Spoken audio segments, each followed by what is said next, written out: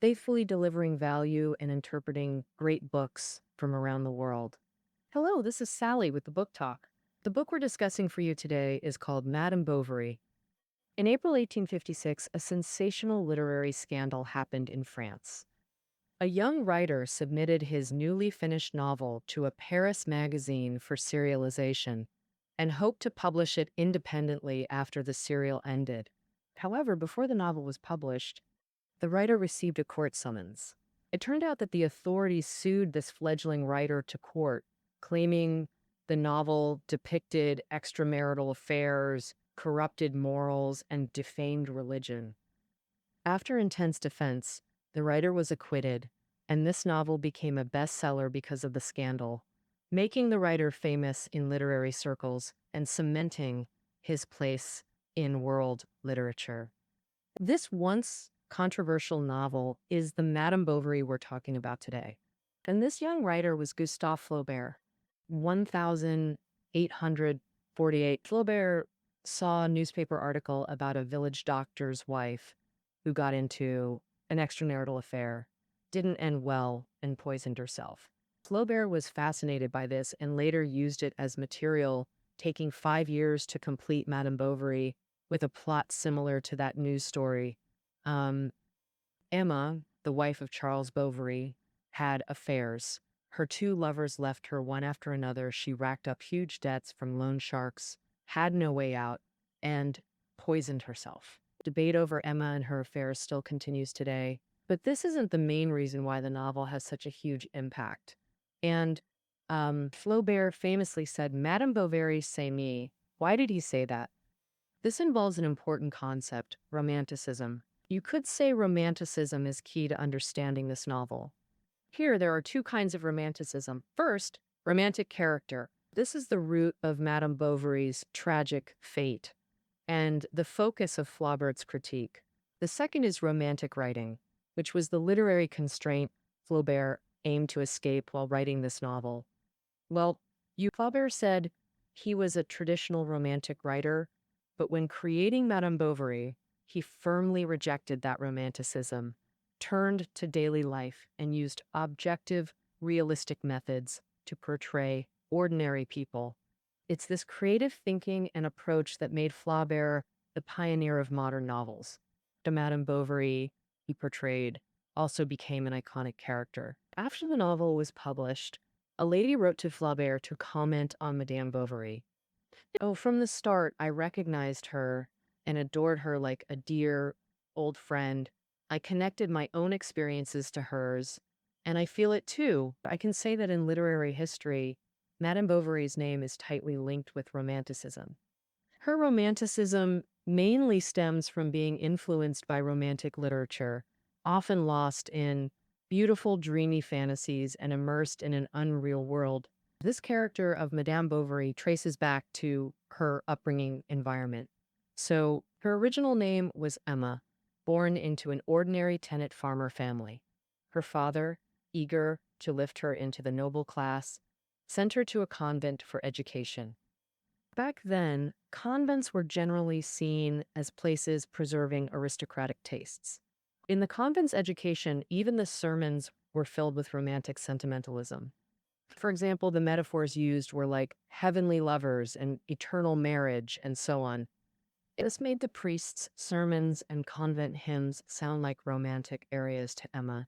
In the convent, people sang love songs to the female students, told aristocratic stories, and lent them romantic novels to read. In this setting, soaking it all in, Emma began indulging in beautiful fantasies daily, but her mind and tastes were shallow. Crude as she was, her reading was low quality. She always focused on lovers' vows, tearful kisses, brave princes, shedding tears for these distant characters and tales. The novel describes Emma like this. She longed to live in an ancient manor, like those slender, veiled lady owners, all day leaning her elbow on stone, chin in hand, gazing at a white knight on a black horse, galloping from far across the fields. Emma's mind was filled with manor ladies' lives and thrilling romances with princes. But unfortunately, she married the ordinary country doctor Charles Bovary. Charles was drawn to Emma's beauty and romantic aura, and he proposed to her father.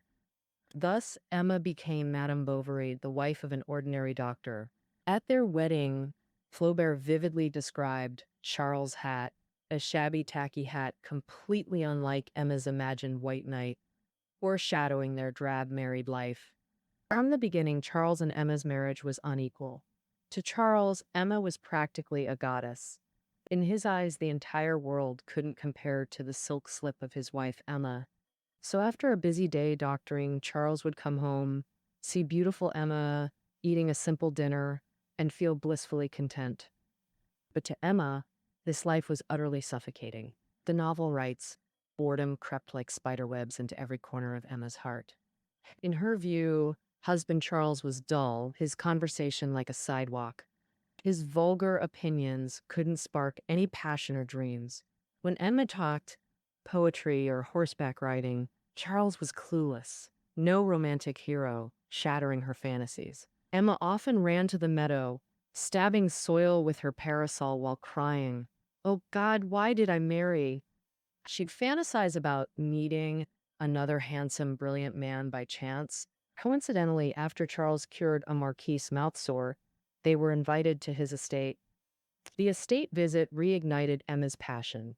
Dazzled by the ball's glittering salon perfumes and rich aromas, fine linens, candlelight, crystal, lobster claws on plates, and a polite viscount inviting her to dance left her breathless. Back home, Charles devoured onion soup and braised veal contentedly, but Emma's mood crashed from euphoria.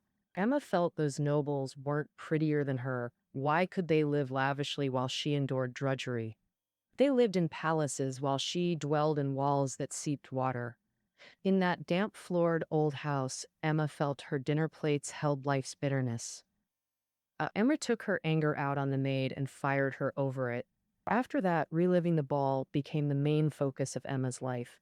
Emma specially bought a Paris map, spending days hunched over it on imaginary journeys, longing to live in that dazzling romantic capital. Emma grew increasingly irritable, complaining about meals, finding rooms suffocating, or snapping at servants.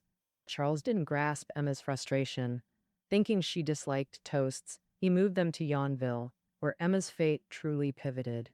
Emma met Leon, a fair-haired, seemingly cultured young man who intrigued her, and their personalities meshed perfectly in conversation. They discussed lakes, oceans, valleys, and pine forests, music, novels, and poetry, Leon's subtle hints making Emma's heart race. Later, Leon regularly exchanged books and records with Emma, even gifting her lavishly for her birthday. When cacti became trendy from novels, he rushed to buy her one. Now, Emma joyfully sensed life changing. She yearned for love to strike like lightning, overturning everything. But reality refused to comply. Emma got pregnant with Charles's child, later bearing a daughter. She couldn't cleanly leave. Meanwhile, young Leon, equally troubled, was pressured by his mother to leave for Paris studies. With Leon gone, this emotional affair ended. Emma's passion became a severed kite string, her days reverting to lifeless monotony. Facing Charles, now stout and work-absorbed, Emma's soul screamed for a grand romantic love. Just then, Rodolphe appeared, perfectly timed, this 34-year-old seduction veteran. Captivated by Emma at first sight, he instantly saw her disdain for Charles and boredom. He began strategizing his approach. At the agricultural fair, his sweet talk conquered Emma, his gleaming dark eyes reminding her of the ballroom viscount. The scent of Rodolphe's hair oil made her heart flutter wildly. After the meeting, Rodolphe deliberately delayed for 6 weeks before visiting the Bovarys, giving Emma a moving speech about how he'd been miserable, constantly thinking she came because she was lovesick. Emma had never heard such a confession before. Rodolphe used horseback riding as an excuse and smoothly took her to the forest riding ground. And after that, Emma met Rodolphe in the forest every day and wrote in letters every night, immersed in the joy of love. Swearing eternal vows with Rodolphe, she cried out in her heart that she had a lover, making her ecstatic. She wanted to fulfill her long-held romantic fantasies and place all her hopes for the future on this lover. She felt like a teenage girl again, overflowing with emotions. She was Emma. The fervent pursuit of love gradually overwhelmed Rodolphe. This beautiful prey had now turned into a tiger of desire. Emma even proposed eloping with Rodolphe. Sobbing uncontrollably, she begged, "I've suffered for 4 years. Please take me away." Rodolphe prepared passports and a carriage, but kept delaying the elopement date. 1 week, 2 weeks, the whole August passed. As the elopement day neared, Emma dreamed of riding to a new country, but got Rodolphe's farewell letter instead. Emma panicked upon receiving the letter, as if it had caught fire. Emma read Rodolphe's cruel words, "I don't want to ruin your life." Emma sneered despairingly while her heart pounded like it was hitting a wall. For a playboy like Rodolphe, eloping with Emma was nothing short of madness. In his own words, think of the expenses in bringing his daughter. Only a fool would do that. Mm, mm. Rodolphe could move on unscathed to another woman, but Emma couldn't bear the shattered dream and even thought of jumping out the window. She fell seriously ill, almost believing she would die. But just then, Léon reappeared, and Emma's emotions were thrown into chaos. Emma reunited with Leon at the theater in Rouen. Leon was now studying law and preparing for exams, exuding a more mature charm. More crucially, Leon, who has experienced life, is no longer the same in his state of mind. His first thought upon seeing Emma was that he must get her this time. Ironic, comparative, and at this point, Leon has practically become another Rodolphe. He pretended to be sorrowful, pouring out his longing to Emma with flowery words deadly to her. Just like with Rodolphe before, Emma threw herself recklessly into Leon's arms, her desire burning even fiercer. In the novel's later part, Emma and Leon officially established their affair. Emma used the excuse of learning piano in Rouen to regularly meet Leon. They stayed in hotels, indulging in sensual pleasures like fruit, champagne, and cheese. Emma wore rings, elaborate hair accessories, refined clothing, and lace skirts. They danced, listened to songs, enjoyed romantic life in theater hotels, rode in luxurious carriages, and Emma even wanted an English horse with a groom. To Leon, Emma seemed like a social butterfly, an elegant mistress. But where did the money for such luxuries come from? The loan shark Leroux wasn't visiting Emma for the first time. He pulled out debts from his pocket one by one to buy curtains, carpets, clothes to sustain their lavish affair. Emma had already owed 2,000 francs. All this, husband Charles was completely unaware of. Leon just wanted a mistress for appearances, not to jeopardize his future. So he began avoiding Emma. By this time, Emma had fallen into a desperate debt crisis, marking a minor climax in the novel. After the court summons arrived, Emma was ordered to repay all debts within 1 day, or her property would be seized. She had to clear 8,000 francs within 24 hours. This was an amount Charles couldn't earn even with a year of hard work. Emma begged Leroux for a few days' grace, but he, abandoning his usual flattery, coldly said, "What the hell do I care?" Facing 8,000 francs in loans, this poor woman in love had to plead everywhere, yet no one was willing to help her. Leon had already avoided Emma. She couldn't find him at all. As for Rodolphe, he could kneel to declare his feelings to Bovary. But upon hearing borrow money, he stood up and said, "Dear madam, I don't have that money." Leaving Rodolphe's house, Emma felt dead inside. She slipped into the pharmacy lab next door, swallowed arsenic, and returned home to die. Charles later struggled to pay off Emma's debts while grieving his wife daily. And one day, Charles suddenly discovered Emma's letters to Rodolphe in Lyon. The poor man finally learned of Emma's affairs, like a hammer blow, too agonizing to recover. Soon after, he died quietly from depression-induced illness. Thus, Madame Bovary destroyed herself and her family. From the novel's tragic end, Emma's death stemmed directly from loan sharks. Her affairs never gave the life she dreamed of. Instead, they let the usurer Leroux exploit her weakness, dragging her deeper into debt. When Emma began seeing Léon, Leroux appeared right on cue. He calculated Emma's eagerness to please lovers, pulling embroidered collars from his pockets like a magician. Algerian scarves, English mitts, all temptations. Emma had no money, exactly what Leroux wanted, sweet-talking her into buying on credit. As Rodolphe's mistress, Leroux sent silver trinkets, gilt whips, premium scarves, fabrics, cigar cases to lure her. Emma adored them, buying instantly for Rodolphe. Learning of Emma's planned elopement, Leroux sent cloaks, trunks, coats, essential for fleeing. When Leroux presented bills Emma couldn't pay, she demanded interest-bearing notes, compounding yearly. He then manipulated Emma into meddling with Charles' assets, urging her to sell Charles' inherited property. Finally, demanding principal plus interest, Emma had to mortgage the house. As Flaubert wrote, Emma kept buying, owing, borrowing, renewing notes, each deadline rolling into greater debt. The result, Leroux amassed a fortune while she plunged into an abyss. Flaubert objectively reveals this tragedy's causes without moral judgment, maintaining icy calm. In France, during the first half of the 19th century, when capitalism flourished, farmers driven to ruin by usury were everywhere. Emma's death was not an isolated incident. In 1840, France's total agricultural output was 5.2 billion French francs.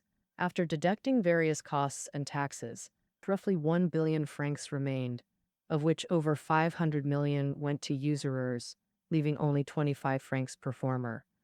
Thus, Flaubert wrote in a letter to a friend, "Even now, in over 20 villages in France, I believe my poor Madame Bovary's are suffering."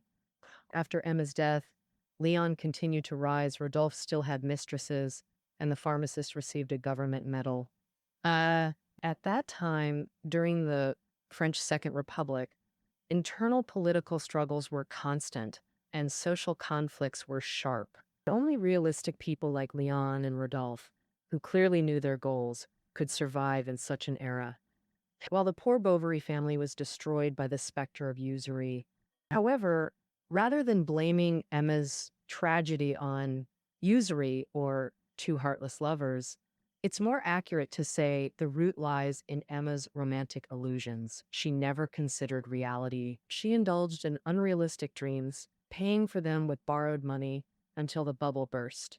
She walked step by step towards tragedy. Madame Bovary's life, influenced by Romanticism, had a huge impact on French literary history, leading to the term Bovarisme, which refers to people like Emma, filled with romantic fantasies, dissatisfied with their environment, constantly yearning for unrealistic lives. Romain Rolland once said, "A person's character determines their fate.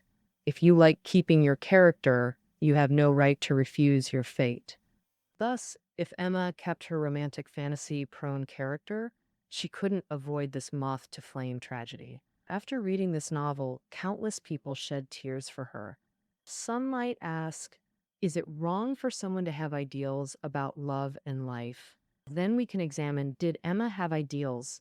Ideals require conviction, not delusion and fantasy. Ideals aren't achieved by repeatedly relying on others' salvation, waiting for miracles.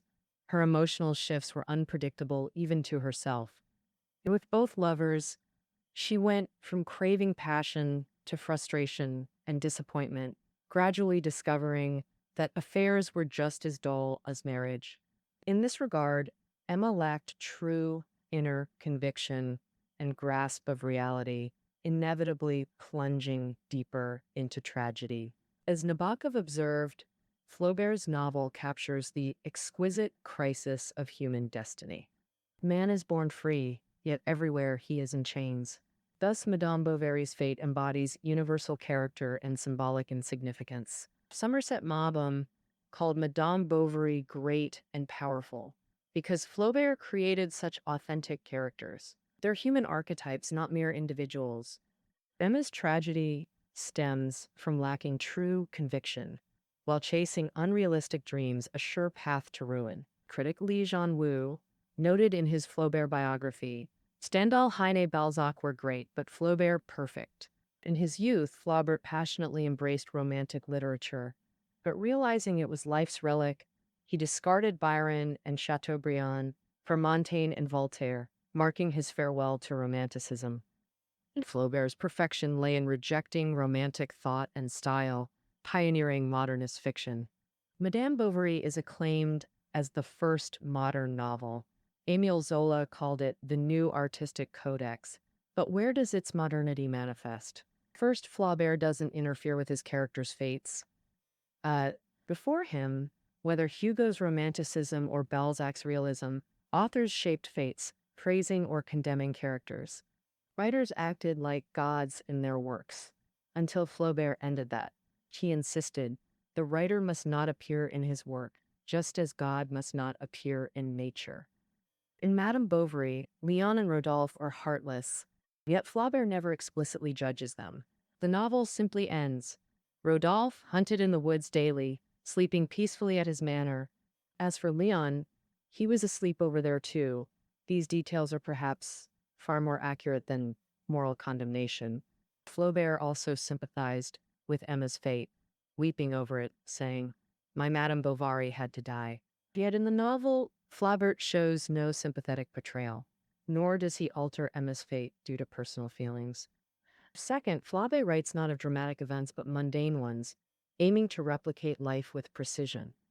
Modernist literature often lacks climaxes, featuring uneventful plot lines. For example, in Emma's affairs, no cat and mouse games, no reluctant surrenders, no midnight discoveries or anonymous letters, only her romantic fantasies and lover's weariness. So, oh, I love fast-paced, thrilling stories. I despise vulgar characters and muted emotions mirroring daily life. Ironically, Flaubert used precisely this mundane rhythm and ordinary psychology to create the universally resonant Madame Bovary. Flaubert's descriptions possess scientific precision. When Charles first meets Emma, he notices her almond-shaped nails first, then her chic hairstyle. Only after treating her father does he see her lips.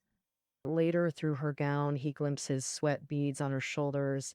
The novel avoids highlighting dramatic traits. Its descriptive order feels arbitrary, yet captures life's authenticity. After Emma's suicide, her head tilted right, shoulders slumped, mouth gaping like a black hole.